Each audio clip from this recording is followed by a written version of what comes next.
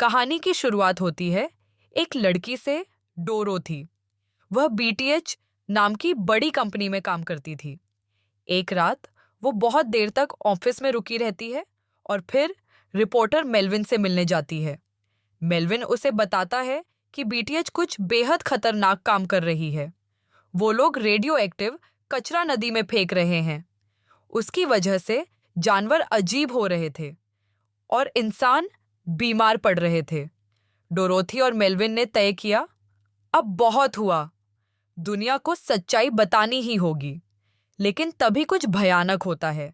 उनके कैमरे में दिखता है कि कंपनी की बिल्डिंग को किलर नट्स नाम की गैंग ने घेर लिया है। ये गैंग बीटीएच के लिए ही काम करती थी और बहुत खतरनाक थी। मेल्विन ने जल्दी से डोरोथी से कहा, भागो, तुम भागो। वो खुद शोर मचाने लगा ताकि गैंग का ध्यान उसकी ओर जाए। डोरोथी भागने लगी, लेकिन सीढ़ियों पर वही गैंग खड़ी थी। डर में उसने रेलिंग से ही छलांग लगा दी।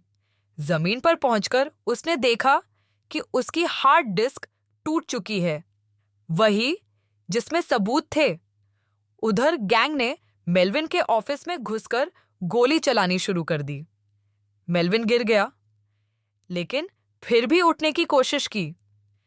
तभी उन लोगों ने उस पर भयानक हमला किया और वो खिड़की से नीचे जा गिरा। डोरोथी भाग ही रही थी कि मेल्विन का शरीर उसके सामने आ गिरा।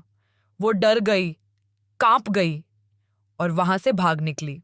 फिर कहानी एक नए किरदार पर जाती है। विंस्टन, एक छोटे कद का सादा आदमी। उसकी पत्नी मर चुकी थी और वो अपने सौतेले बेटे वेड का ख्याल रखता था, लेकिन दोनों के बीच बातें बहुत कम होती थीं। एक दिन विंस्टन देखता है कि उसका अमीर पड़ोसी स्पेंस उसकी पड़ोसन डेजी को परेशान कर रहा है। वो डेजी को धमकाता है कि घर बेच दो वरना बुरा होगा। यहाँ तक कि उसने डेजी की बिल्ली उठा ली और बोला, जब तक पेपर तैयार नहीं करते ये बिल्ली मेरी। फिर उसने बिल्ली को सड़क पर फेंक दिया। विंस्टन तुरंत दौड़कर बिल्ली को बचाने गया। गाड़ी पास आ रही थी। वो बाल बाल बचा। घर जाकर वेड ने गुस्से में कहा, आपने डेजी की मदद क्यों नहीं की?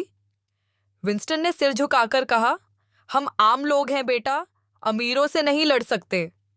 विंस्टन बीटीएच फैक्ट्री में क्लीनर था। उस दिन फैक्ट्री में अलार्म बजा, लोग चिल्ला रहे थे, लेकिन उसे कुछ समझ नहीं आया।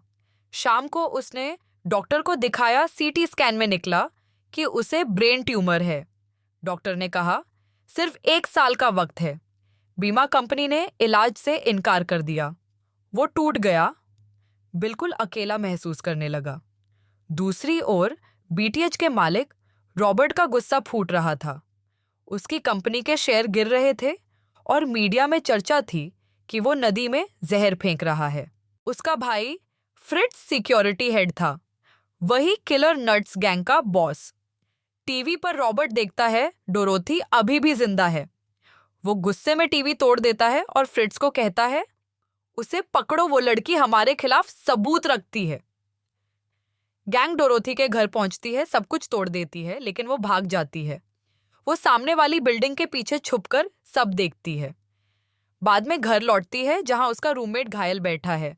वो बैग निकालती है और कहती है, अब मैं यहाँ कभी नहीं आऊंगी। उधर विंस्टन अपने बेटे वेड को खुश करने की कोशिश करता है। वो अजीब कपड़े पहनकर डांस करता है, लेकिन वेड उदास है। उसे एक मेडिकल फाइल दिखती है, पिता की बीमारी की। विंस्टन झट से फाइल छीनकर डस्टबिन में फेंक देता है। रात को वो शराब पीने चला जाता है, जहां उसे पता चलता है कि पास में बीटीएच का सीईओ रॉबर्ट आया है। वो तुरंत वहां पहुंचता है और उससे बात करता है, सर, मैंने 13 साल आपकी कंपनी में दिए हैं, अब बीमार हूं पर बीमा कंपनी मदद नहीं कर रही। रॉबर्ट झूठा भरोसा देता है, चिंता मत करो, सब खर्चा कंपनी उठाएगी। फिर अपने आदमी से कहता है, इसे बाहर निकालो। विंस्टन को बाहर भेज दिया जाता है और अंदर सब उसका मजाक उड़ाते हैं। अब विंस्टन बिल्कुल टूट चुका है। गुस्से में, दर्द में वह रात को बीटीएच की फैक्ट्री पहुंचता है जहां डोरोथी पहले से छिपी होती है।